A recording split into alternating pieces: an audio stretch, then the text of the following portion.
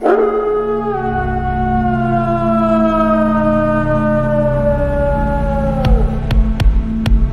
is the American Indians, Indigenous Peoples Truths, Justice for All, the most dangerous show on media anywhere.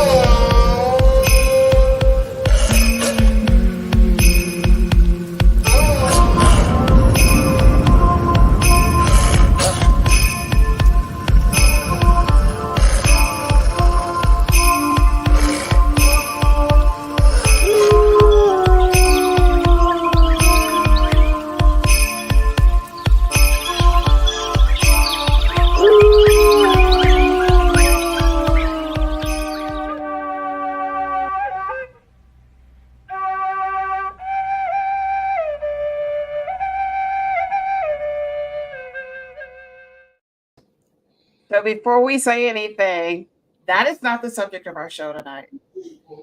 I just had to say that. But you know, this is what happens when you work a full-time job and then you come in, sliding in and doing a show. But Halito, Elder, how are you? OCO, Taishu, Shadana Lai. How have you been? Oh, pretty good, pretty good. Since the surgery, I'm doing much better. I'm so glad to see that. I really am. You know, I love the fact that this show can be very human. You know, we make mistakes. This is just so, you know, this is how you know you got like a real production here. It's not very flashy. It's very authentic, very candid. And we do make little errors every once in a while, but that is not the subject of our show tonight. We have another subject for our show tonight, but this is we have a wonderful guest here this evening. So before we start, we do have to do the land acknowledgement. Okay. All right. So let's pause for a moment to acknowledge the traditional stewards of the lands that we reside on, and especially our ancestors, descendants, and all Indigenous people who live now and have ever lived on this land that we call Turtle Island and beyond. But more than acknowledgement, let's honor and support our existing Indigenous communities by helping them continue their land-based practices, traditions, and way of life, by dispelling false narratives about their history and people while promoting their authentic truths, helping them heal from past wrongs and offenses, and assisting them in protecting and restoring back to health the land, nature, and the water, which brings life. Amen. Thank you so much. You're welcome. We have an amazing guest tonight. Yes, we do. Yes, we do. So do you want to bring her in, or you want to introduce her, or do you want her to introduce herself? It's up to you. I would love to have her introduce herself. All right, let's bring her in. Hello, Cheryl. How are you? Winnikisak, I'm swell. How are you doing tonight? Good, good. Now that I see your face, along with this other pretty face, Oh, thank I'm you. doing just fine. Mm-hmm. Well, So, Cheryl, go ahead. I was going to say, my name is Cheryl Andrews Maltais, and I'm the chairwoman of the Wampanoag tribe of Gay Head Aquinnah. We live on the island of Nope, which most people know as Martha's Vineyard. And we're the people of the first light, as well as we're one of the first contact tribes in this hemisphere with the colonials as they washed up on our shores. And I believe that your people actually signed a treaty with the then King of England, right? Correct. The 1621 Treaty of Peace, which was the first treaty signed in this hemisphere. Okay. So, Leslie, let's talk about that, because we just celebrated Indigenous Peoples Day on Monday. And for those of you all who don't understand the history behind that, we're going to go through like a brief discussion of the history of that, and then we're going to get into our topic. But Indigenous Peoples Day was put into place by President Joe Biden recently. And there are, I think, maybe 20 states that have adopted it as Indigenous Peoples Day in lieu of Columbus Day. And there is a reason why we as Indigenous people wanted to change the narrative here about Columbus. So just a little bit of historical context. As you know, Columbus did not discover America. He didn't even touch the shores of what we call America today. He basically shipwrecked in the Caribbean. I think in the islands of like Cuba, Hispaniola, and those areas right down there, and Puerto Rico. And, you know, he literally in that time that he came here, if you read his journals, and they are horrific. I just actually was exposed to those journals recently in a podcast that we just had somebody read them to me. This man had evil intentions when he came here from the get-go.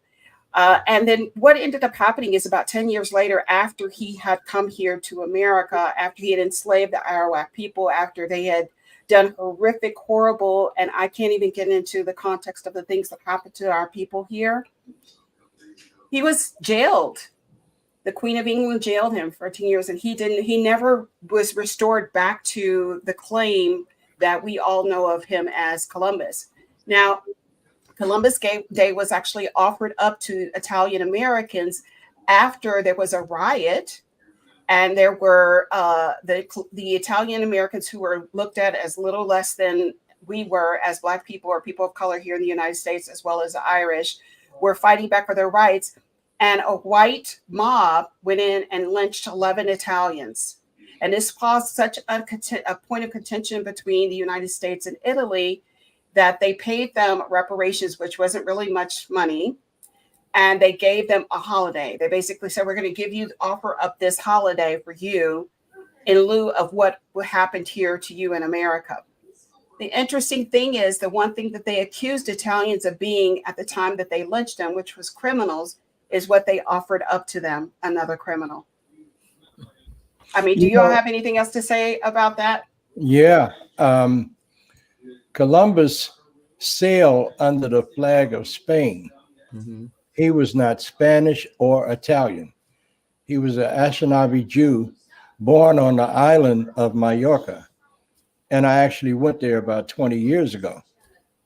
And the people on Mallorca have very little, if any, respect for him, especially with all the bad deeds and things that he did. You know, he would take the Taino Arawak people and demand that they go get gold and bring it to him.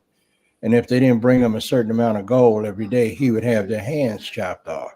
This was an evil man. You know, it was nothing good about him. So I just wanted to drop that in there. Not trying to say anything to degrade the Jews, because they're going through their Holocaust again now. But Columbus, bad representation for those people. Let's explain why this is. And I just want to make sure: was he Ashkenazi or was he Sephardic? He was Sephardic Jew.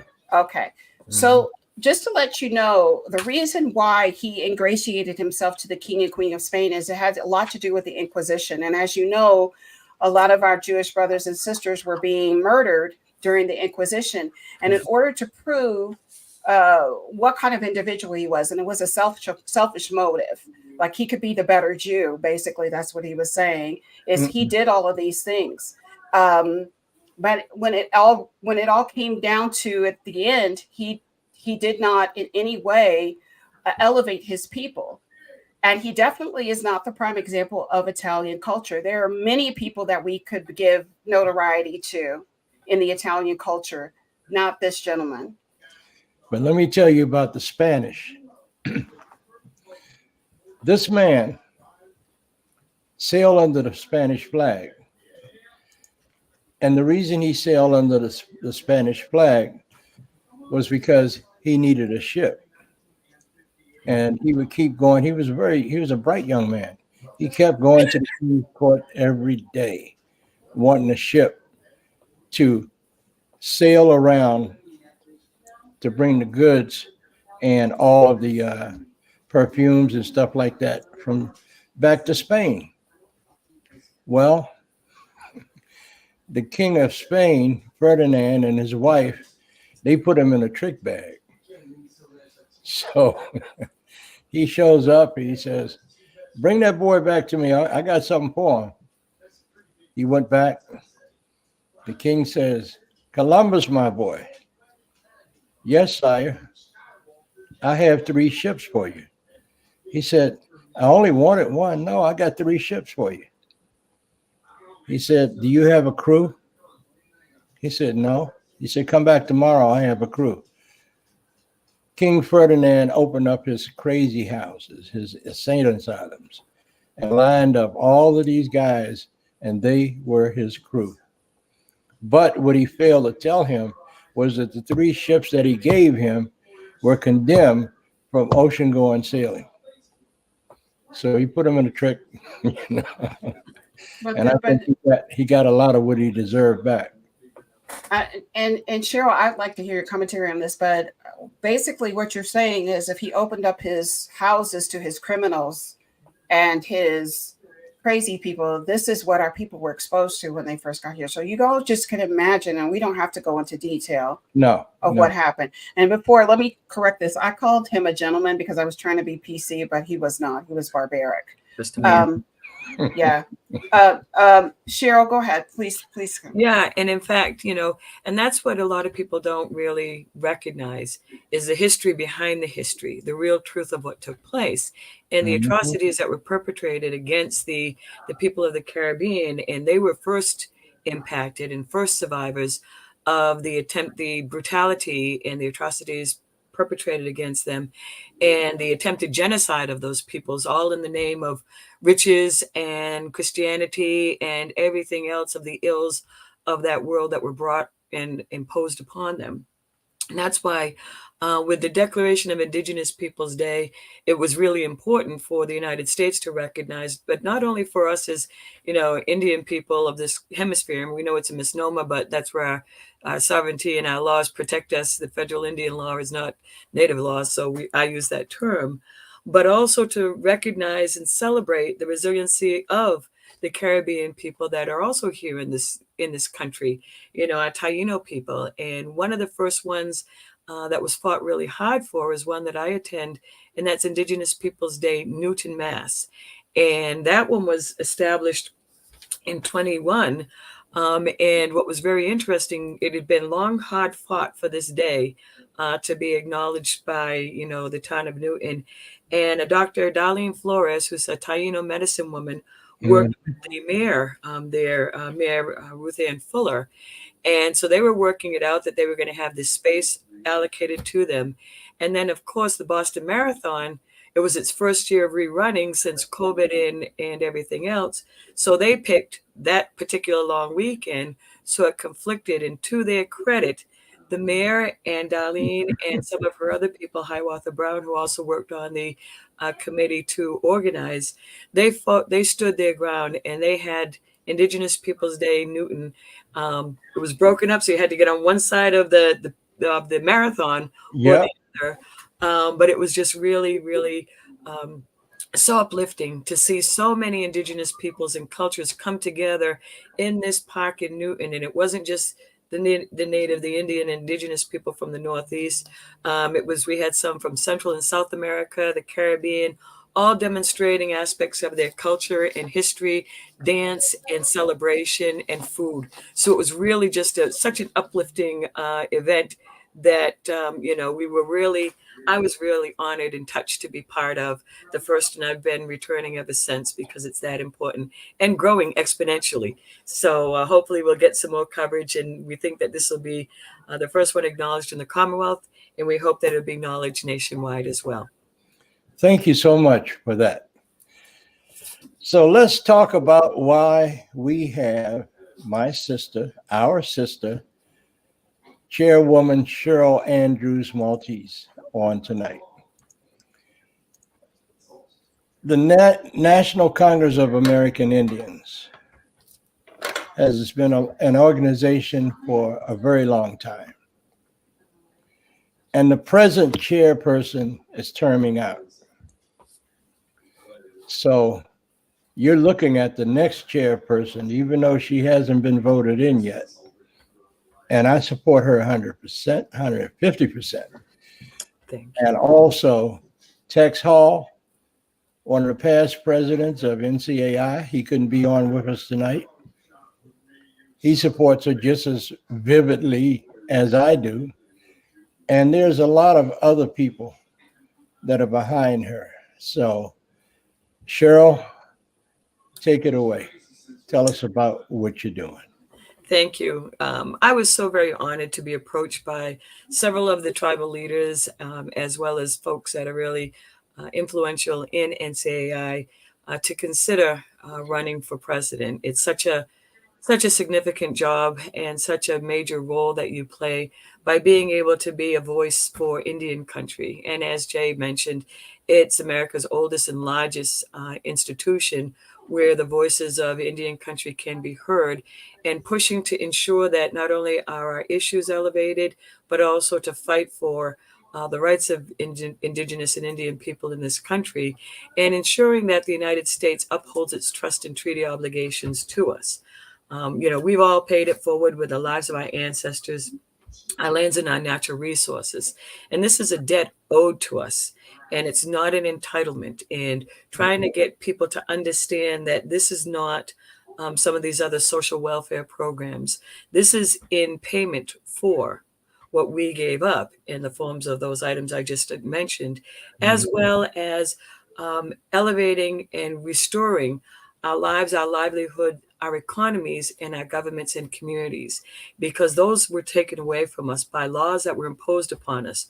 We have blue laws that we just overturned in the Commonwealth of Massachusetts in 2005 that essentially prohibited us from walking into the confines of Boston, which was a much expanded area than it is now, without the guidance or the, you have to be accompanied by a European or non-native person, and you weren't allowed to wear your clothing or speak your language. We couldn't own our own lands. So all these things were the precipice of how the country evolved into what it is today, and on the backs of who this country has been built to experience or to exist as we do as the world's most powerful nation. And it's all on the back of our indigenous lands and natural resources that have been exploited and taken away from us. So this is one of the areas that NCAI is looking to return and pivot back to make sure that the United States is keeping its word and honoring those promises and living up to respecting our sovereignty, as well as leaning into legislation that is going to bring that more forward, like Senator Warren and Representative Kilmer's Honoring Promises to Native Nations Act. And that's something that we really should be getting behind as Indian country, because that helps to educate not only the legislators, but also the administration and everybody in between on what the United States owes to us as a debt for what we gave in return for this country to be built. You know, in the Constitution, I think it's in the preamble of the Constitution, they mention that Indians are members of recognized tribes, whatever recognition is, are not to pay taxes. And I have a thought on that. They've taken everything that we have from us, and much of it was through violence and bloodshed. So why should we have to pay them taxes on what originally belonged to us? You know, just something to think about. And the Haudenosaunee, the first Congressional Congress, Benjamin Franklin and his powdered wig wearing, high heel shoe wearing boys got together and met with the Haudenosaunee and discovered that the Haudenosaunee had what is known as the Great Law of Peace. The U.S. Constitution, everything in that U.S. Constitution, they stole that too from the Great Law of Peace. What are your thoughts on that, Cheryl? Well, you know, it's really interesting because most people don't even know that our Constitution is based on the Haudenosaunee's Great Law of Peace. And they took what was a working process and wrote it down and took pieces of it and then did not accept or did not actually adopt some of the most important components. Whereas, you have this democratic, pseudo-democratic working, functioning document, but you have winners and losers. In Indian country, we didn't have the winners and losers. We stayed, we conferred, we spoke with each other, we listened to each other, we fought with each other. But at the end of the day, we came out with consensus. So this way, everybody was as either content or discontent. But it was a place that everybody could come to, where everybody could live with the outcome and the results. So by having this level of a constitution, which is imposed upon us as tribal nations, we've set ourselves up to fail in a matter of several generations, because again, you create divisiveness within our communities by having this adopted,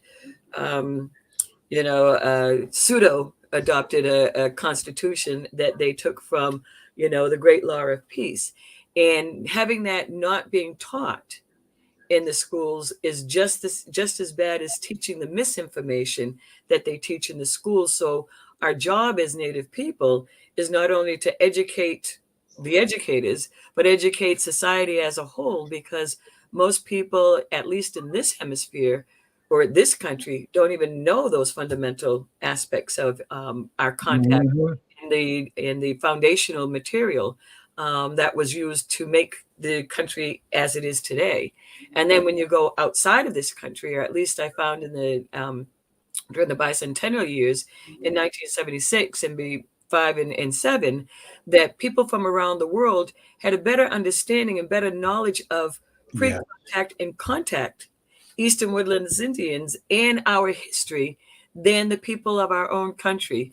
And it was really kind of shocking at that point, which is what really set me on the pathway to knowing that this is eventually where I was going to wind up in a career path, because it is not something that most people take on.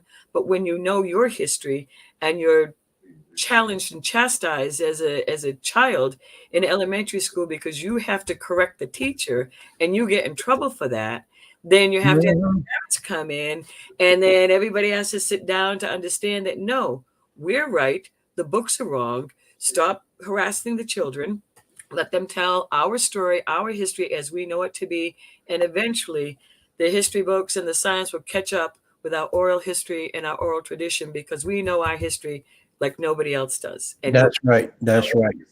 And getting back to the invasion, the European invasion, when they got here, there were already 1,200 separate established nations that met not too far from where Leslie's from. Every year they would send all of their representatives there to teach them how to take care of each other, how to treat each other. I think it was called Cahokia. Yeah, it's Cahokia Mounds, the Cahokia burial grounds in Cahokia, Illinois. Absolutely. And it's very sacred land there.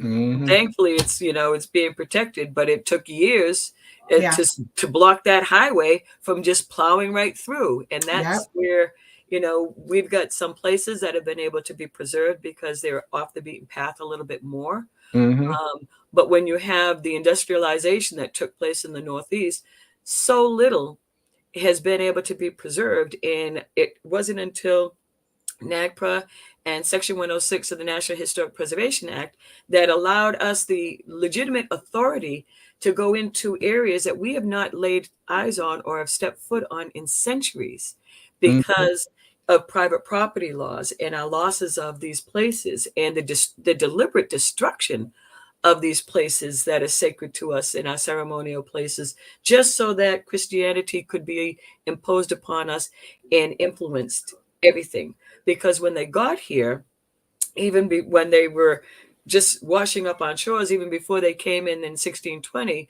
when they came right after the Great Dying, they proclaimed that the plague that hit our peoples and decimated our numbers in the Northeast was divine intervention, because we weren't even human enough to be able to be worthy of these lands. So they walked on the human remains, the skeletal remains of our people, to claim it and say that our people deserve to die And because so many died so quickly, could not inter ourselves. And that was why they felt that they were entitled to take our lands, dehumanize us, and continue to exploit everything that they came across. And that was the thank you we got from helping. Because when they washed ashore, we could have done nothing and let them starve and freeze to death, but that's not who we're taught to be. We could have killed them on the spot because they're weakened and sickly and just emaciated, but that's not who we're taught to be. So what we did was we helped them, which is who we are taught to be. And in return, this is the treatment that we got back then, and we still continue to receive an attempted genocide for 400 years, but yet they can keep trying because we have more generations coming. We're not going anywhere. That's right. I have a question, and you're talking about the, perpetuating our people. How often, or what do you think about the situation of blood quantum by blood and bylaws of the people who are considered to be the 5 civilized tribe, that with people marrying outside of the tribe and the percentage of blood quantum is actually dying, we're basically, it's a form of genocide to our people. So what would be your take on eliminating those and having people be able to reunite? And I'm talking about some of us who have been misidentified, misclassified, urban natives, people who don't know that they're native. How would you say would be the means for us to be able to reunite with our traditional family members, ways? I know with the Cherokee Nation, they eliminated the by blood and blood quantum from their bylaws, and now you just identify who you are by your lineage. But I want to know what you say about those who still maintain that colonistic mindset of by blood quantum. May I interject something? I was given a call years ago by some Cherokee people that I know in Oklahoma. And they were telling me that they follow the Dawes rolls. And those rolls were set up to eliminate Indians on paper. And the first one that started that mess was the father of eugenics, Dr. Walter Plecker in Virginia.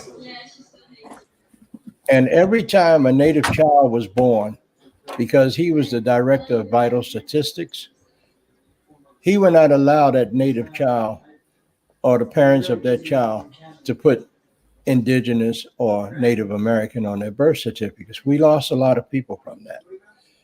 And then my good friend, Dr. Jack D. Forbes, who's now in spirit world, he fought against that. And him and I are real close friends. If anybody remembers Jack D. Forbes, you need to remember this by him. He wrote a book called The American Discovery of Europe, where over 100 years before Columbus was even a thought, native people from the Northeast, up there where you're from, Cheryl, actually sailed across. No, they didn't sail. They rowed across. Canoe, Machine. And discovered Europe. Now, when Jack D. Forbes was a professor at the University of Southern California, he was also professor of anthropology at Oxford University. He had 2 roles at the same time. He went over there to visit one time, and the head archaeologist approached him and said, Dr. Forbes, we have some artifacts and things that we don't know where they came from. Can you take a look at them? He walked into what they had, and he said, oh, those are from my people. He said, what people? The native people of America. And the story went on from there. And he proved that before Columbus was even a thought, that our people had rowed across in canoes into Ireland, Galway. And that's that's something I think everybody should try to get a copy of that book to know the true history, the American discovery of Europe. And I'm gonna let you have this one, Cheryl, because I'll be talking all night about it.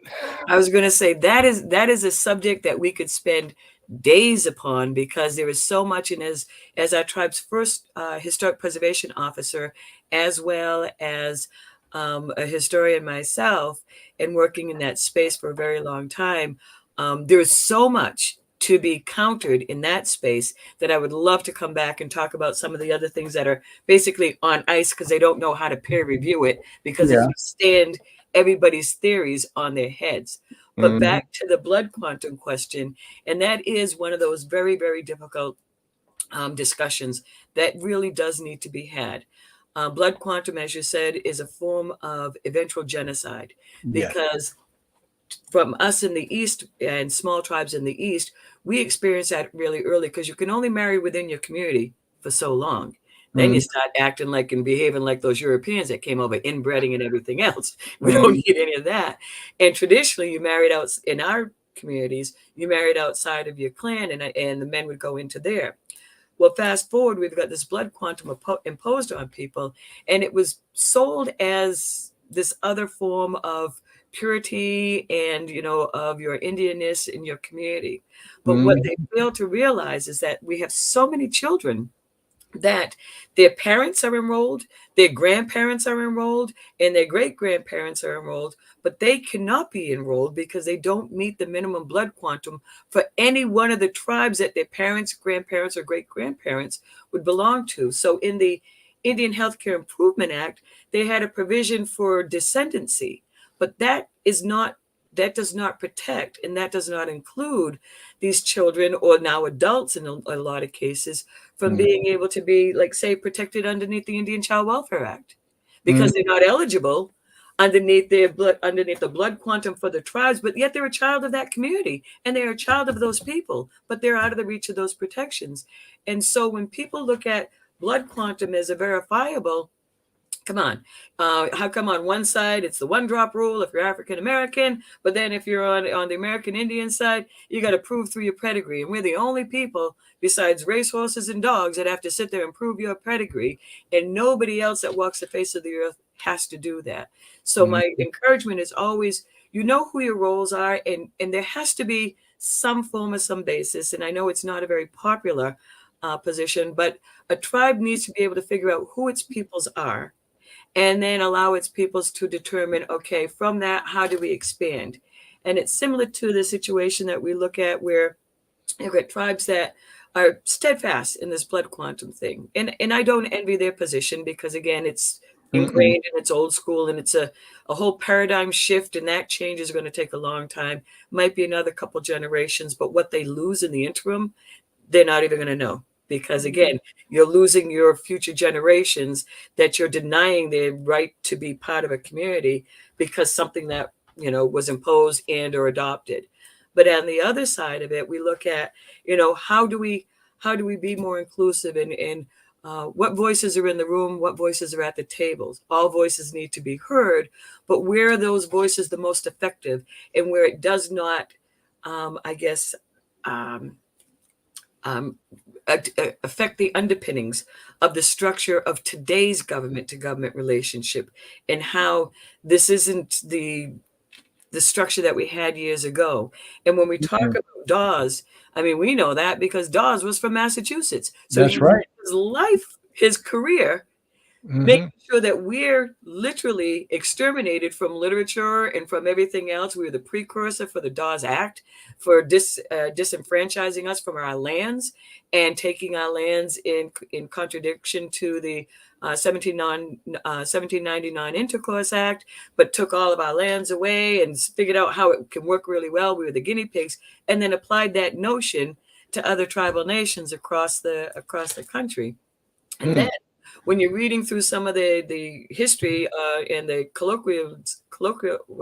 colloquies of the Continental Congress, the first and the second, you can see all these Massachusetts and all these Northeast general liberal politicians talking about, oh, we got to save the Indians, but we don't have any in our backyard.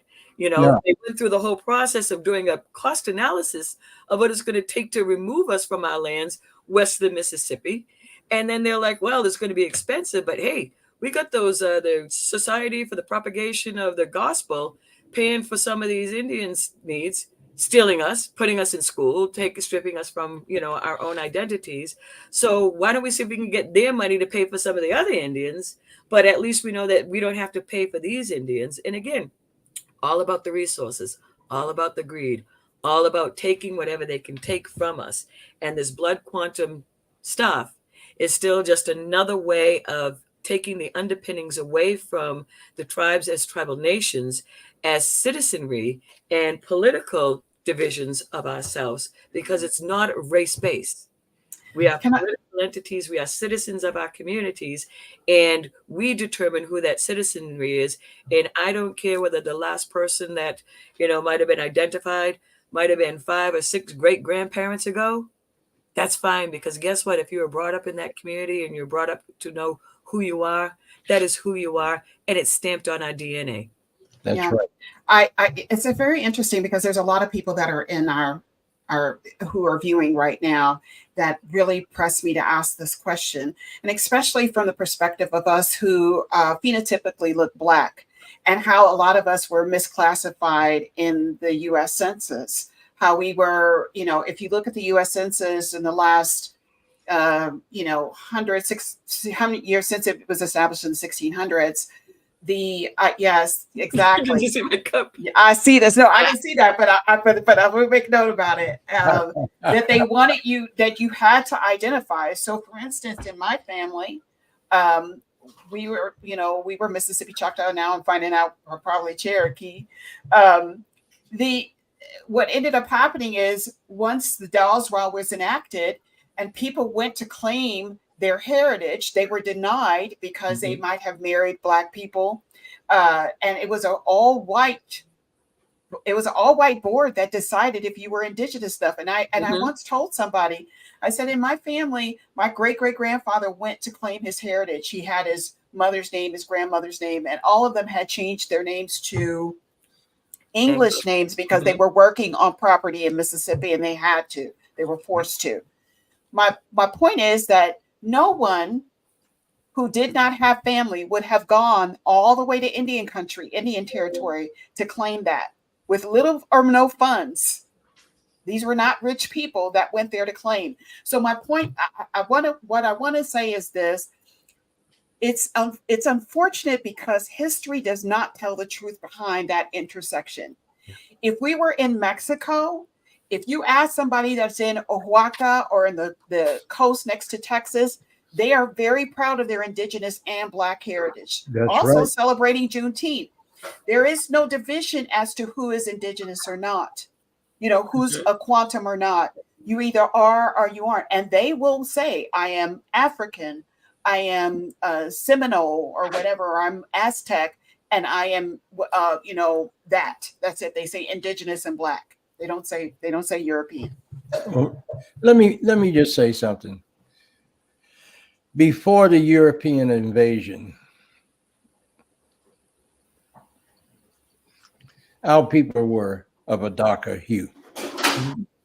And because of the rape and the forced culture, we started to get lighter and lighter and lighter, the mixing of bloods.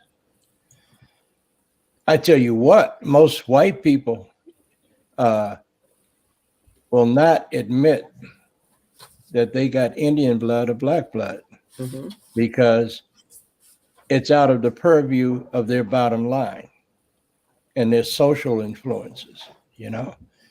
So that's just something to think about. The misidentification has been a problem. I mean, in our community, we take great pride because we've married into just about every race and religion that we have. I don't think there's anyone that's walking the face of the earth that we don't have included or incorporated into our tribal community. And again, we go back to the 1870 census that was a federal census that was taken. And basically they use that to disenfranchise us from our land. So we use that to re-enfranchise ourselves back to our people and back to our lands. But what's very interesting is that, you know, it's on both sides of the coin, or at least I see it. And I powwow a lot. I'm a competitive dancer and have been all my life. Really? Oh, yeah. And my daughter as well. And, you know, she's the only one in our tribe that's a 2-time world champion dancer at skimits and, you know, in our traditional dance. But my trophy's bigger. No, I'm just kidding. Anyway, but, you know, looking at that and seeing how the reception or lack thereof, sometimes just based upon which end of the gene pool you pulled from, you know, and it's really interesting because up in the Northeast, we are very much, you know, in tune with, you know what, if you could pass, a lot of people did pass. And it didn't matter whether you're passing on one side or the other, because again, either side was better than being Indian. So, you know, it took a lot to sit there and say, I am who I am, when there are other avenues that were available, scholarships, opportunities, when equal rights was just coming into play in the 60s and whatnot. It was no picnic, believe me, but there were opportunities that were specifically for African Americans. And of course, if you had a white background or you could pass for white, then you didn't have to look back. And we had family members, you know, that would actually cross the street, not acknowledged, because in one single family, because of all that blending, you'd have the same hue. You'd go from very dark pigmentation to very fair pigmentation. Sometimes you'd have light blue eyes, green eyes, hazel eyes, to dark eyes like mine, and dark hair and dark skin. So, you know, it just was all over the place. But it was really sad how family members would deny each other just for the sake, the darker ones would deny their lighter siblings just so that they didn't get caught. And the lighter ones would deny their darker siblings just so that they could continue to get a job or get an educational advantage and be able to move on. So we feel it, we experience all the time. And of course, whenever we go anywhere, it's like everybody gives us the evil eye, like, you know, oh, you guys aren't Indians. There have been no Indians and whatnot. And everybody loves to quote, well, there have been no full bloods. Well, says who? You just don't know who we married into and who we married out of. But that is the case in most communities, because there have been people, whether by force or whether by granted entrance into the communities, have married into the communities or have become part of the communities and a contributor not only to the overall well-being of the community, but also to the population of the community, and entered into marriages and had children and whatnot. So it's all over. But I do have a problem with the measure of blood quantum. And I do caution with taking, I would say, like a blunt instrument to say it's all of one and none of the other, because everything is nuanced. And more and more people have an opportunity to say, okay, well, you know, you can create a structure within your own community to say there are those that are engaged, that have been fully engaged, that are doing this. You've got your tradition keepers, your culture keepers, the ones that teach, the ones that are going to be learning to be our next generation of teachers or next iteration of teachers, those that want to come back and just be part of their community that they've lost touch with. Because before ICWA, we had kids that were farmed out. Their birth certificates were changed. They didn't know who they were until we actively sought them out to find them and bring them back into community, because it was so easy to take our children away. Yeah. Okay. Getting back to Chairman MALTAIS. MALTAIS. Yeah.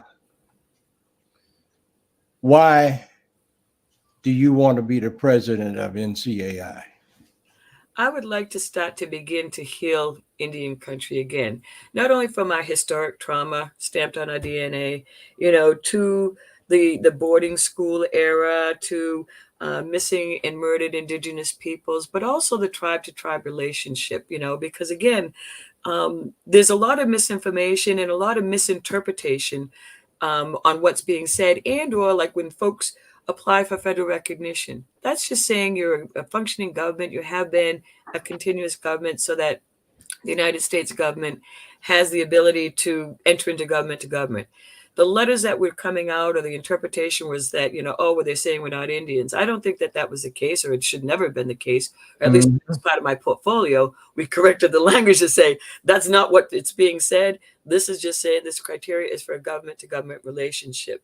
But the other thing that is really hard with regard to that is thinking about how to ensure that all the work, blood, sweat, and tears, and the efforts that have been put in to the people, our predecessors, that worked diligently, tirelessly, and through their own efforts were able to establish our presence as nations, so that this way we have the benefits of the Indian Self-Determination and Educational Assistance Act and self-governance and the Tribal Law and Order Act, and all of these acknowledgments of tribes as sovereign nations, as tribes being functioning governments, to be able to have the protection and public safety and economic development that is so deserved by us, that was taken from us. So how do you structure that so that this way there is the ability to continue with that without losing the voices and the places for those others that don't have that standing?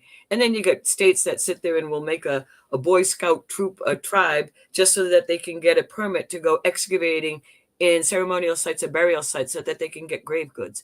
I mean, there's got to be something. Wait a minute. Repeat that?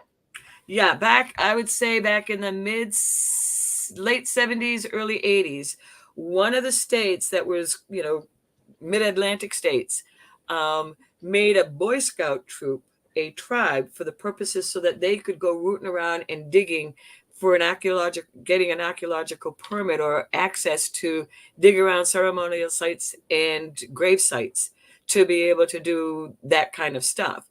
And then you've got, other politicians that need a voting block that, if it's a rep, they'll say, oh, there's 50 people in an organization, we'll make you a tribe so that they get 50 more votes, and that might be all it takes.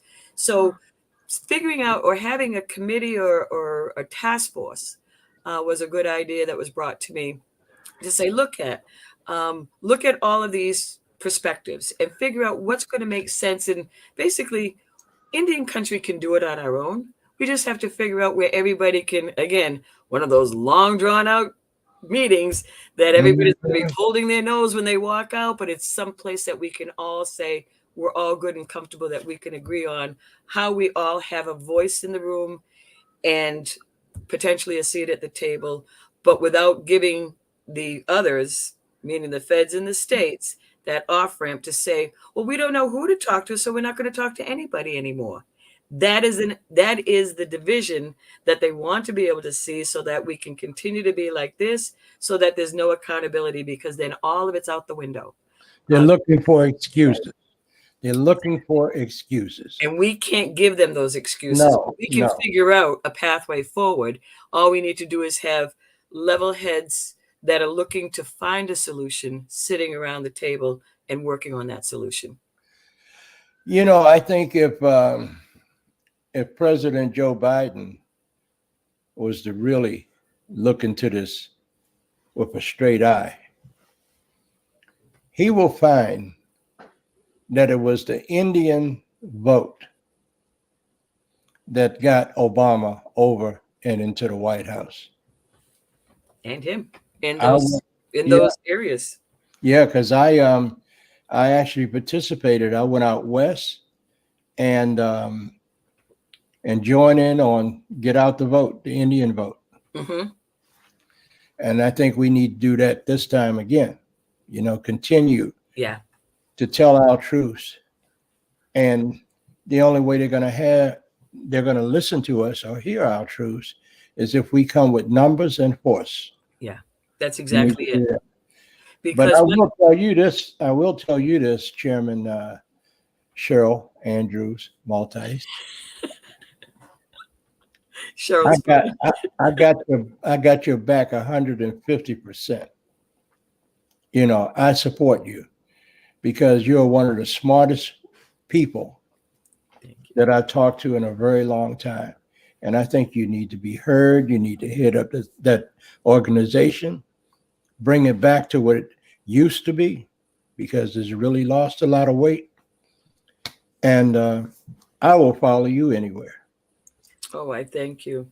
With that, I do have a question. So, you are running for this position. How can people support you? What do you need from this community? Word of mouth to get out there.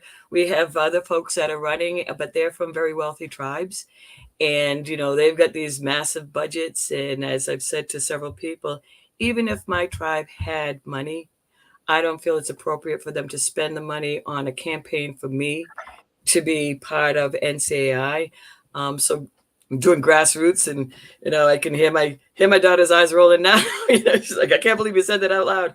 But word of mouth and being there in Nashville, in New Orleans, for the meeting of NCAI, and being a member in good standing, to be able to be there to vote yourself. And if not, then those organizations that you may belong to, or the tribes and tribal nations and individuals that would be going, to let them know that you are in support. And I'm going to be putting together some Zoom calls for people to be able to have like a town hall, trying to get to some of the organizations, regional organizations as well, and then just a general one, and then have one for like media to be able to, ask some real questions and get some answers so that, they can follow up in like these types of broadcasts, having an open area that people can actually pose a question if they want to and try to answer it as well. And anybody that knows me, if it's an open mic, I'm on it.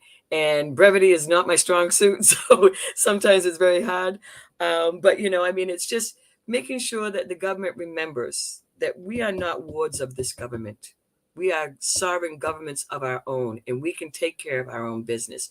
That all they need to do is give us the resources that they promised us and get out of the way, because they don't treat any country, or any other sovereigns the way that they treat us, make us compete for grants as if we're children, making us report on it. They're going to say, well, we're going to give you X amount of dollars to make widgets. Here's how you're going to make those widgets. And then you're going to report on us how many widgets you made so we can pat you on the head and say, good little Indian, here's another, few $100,000 or a couple more $1 million to make more widgets, and that's not, who we are and what we are. And when we talked about taxation, these people that we compete against, whether it's an organization, state, or municipality, we don't have a tax base from which to draw and make these co-payments or these, these payments that you have to have these matches. But yet we still pay taxes. We pay taxes on our fee land. We pay taxes as individuals if you don't live on tribal lands. Well, how come the church doesn't have to pay taxes on their assets? Oh, say it. On our fee lands we do, on our federal lands we don't, but it doesn't stop local municipalities from constantly sending us tax bills and threatening foreclosure. And it's like, send the bill to Uncle Sam, please, because it's not our land. Yeah. They're just holding it in trust for us, but we're paying taxes on this stuff, which should never happen. And they're working on that through Treasury, through dual taxation legislation and those types of things. And that really impacts larger tribes with economic development to a greater extent. But if we can get that taxation removed, that's less dollars that have to be paid to taxes for states or municipalities that can go back into the programs and services that we provide for our tribal community members. Okay, I want to tell our audience members that I will put all of your information in post after this segment that we're doing here. And the other question that someone just asked me is, do you have to be enrolled as a member to be a part of NCAI? You have to be a member of NCAI. So I'm not really sure what all of the voting criteria is. It's my bad because I really should know all of the qualifications necessary to cast a vote. But I do know that in order to be in attendance, you have to be a member in good standing. And in order to vote, you have to be a member in good standing, which means that your tribe or your individual dues are paid up, because I'm a lifelong member. So whether I represent my tribe or my tribe sending me, it's irrelevant, because when I'm not working for the tribe anymore, I still go on my own. So they have individual voting opportunities for people. Okay, and just so everyone knows, NCAI, if you're not familiar with what that is, the National Congress of American Indian.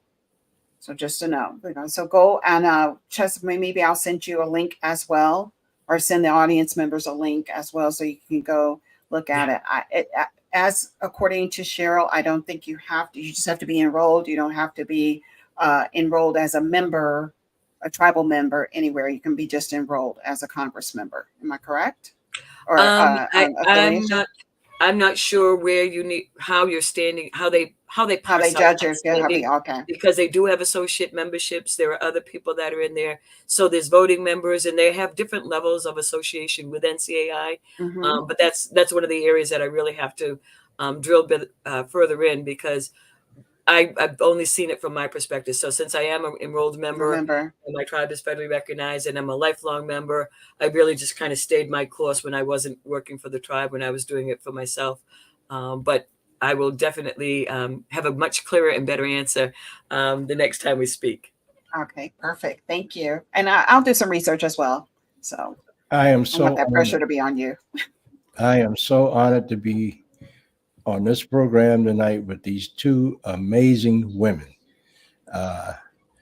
Chairwoman Cheryl Andrews Maltese and my executive television producer, Leslie Fry. Thank you both. Thank you. Thank you. It's been these have been so good, and like I said, with regard to all of the other history, archaeological theories, anthropological theories, I can't wait to stand them on their heads. And we have so many things that have been found that it's about time, and we got to get that. We have to change that narrative as well. Absolutely. So I'm going to ask you this question, Cheryl. You will come back again, right? Absolutely. Okay. And Leslie, you got to be here. I don't know if I'm going to come back, though. Okay. So Cheryl, do you have any closing thoughts? Yeah, just, for everybody that's listening and everybody that's out there, my sincere desire is to do the work for Indian country. It's been a very interesting journey for me to get here. But I know that there is just so much work, and we're laying the ground. We're standing on the shoulders of the path that was blazed by the people before us, and we're blazing that trail for the future leaders to come. And our job is to make it easier for them, but we have to make sure that when we're doing it with the perspective of, we're only here, as the song says, we're only dancing on this earth for a short while, and we're here as the stewards of our Mother Earth for our future generations, and we need to do a better job, and we can do that better job. We just need to have more cooperation, and sometimes it's not as easy as it seems, but sometimes it is easy if you really have the desire that you want to find solutions. So that's what I'm trying to do, is find some solutions to some of the challenges, and with your support, hopefully I'll be able to do that. Thank you so much. Leslie, you got closing thoughts? Just very quickly, I always say this, please, audience members, educate yourself, go and do your research. Don't just take for what we said here tonight as word value, do your own research. And I want to say this too, for anybody who is conflicted about blood and blood quantum and stuff like that. Here's the thing. If you have even one little nth of Native blood in you, you are still indigenous. You are the hopes and dreams of your ancestors. So go and do good things for them and do what they could not do. Okay. We're here by their grace. Yeah. My closing thoughts. When I was a little boy, we would go to South Carolina, to where all of my Cherokee people are, and visit my grandpa, who actually fought in World War I. And I would ask him, Grandpa, what is the purpose of me being here? And he would say things to us like, number one, it's not about the pigmentation of your skin, the color of your eyes, the texture of your hair. It's not about the clothes you wear. It's not about that deity that you pray to and call your God. And I'd say, really? He said, yeah. He said, do you know what it's all about? I said, no, Grandpa. He says, okay. He said, it's about how you treat my heart.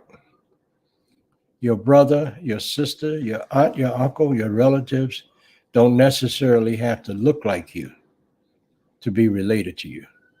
He said, in a lot of cases, you'll find that the family that you adopt is the family that would stand with you through thick and thin. So I'll close by saying these words in Cherokee. Danada, goai, wado. And wado in Cherokee means thank you. I love you all of you, even those of you that make it almost impossible to love. I love you in spite of yourselves. Talk to you next week, right here. Take care. Have a good week.